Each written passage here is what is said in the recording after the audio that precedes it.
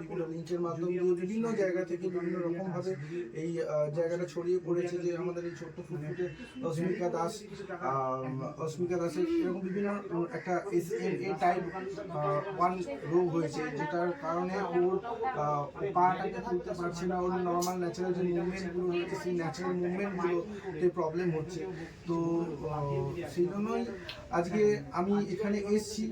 আমি চেষ্টা করছি আমি আমার তরফ থেকে যতটা পারছি ততটা ওকে হেল্প করার জন্য, এবং সাথে সাথে আমি চাইছি যে আমার যে শিক্ষা বন্ধুরা রয়েছে, আমার যে স্টুডেন্টসরা রয়েছে, সবাই মিলে রিকোয়েস্ট করছি যে ওর পাশে দাঁড়ান।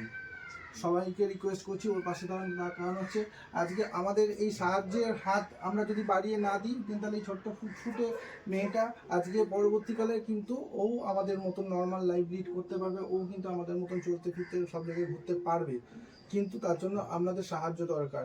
তার কারণ হচ্ছে আজকে মেয়েটির যে রোগটা হয়েছে সেই রোগটার জন্য আজকে 16 কোটি টাকার একটা ইঞ্জেকশন ওর দরকার, যে ইঞ্জেকশনটা খুব শীঘ্রই আর হয়তো 5 মাসের মধ্যে ওকে দিতে হবে। তো সেক্ষেত্রে প্লিজ কাইন্ডলি রিকোয়েস্ট করছি। অলরেডি আমাকে চুচুড়া সহযাত্রী বলে যে NGO রয়েছে তিনি বলেছেন যে তারা পাশে এসে দাঁড়াচ্ছেন।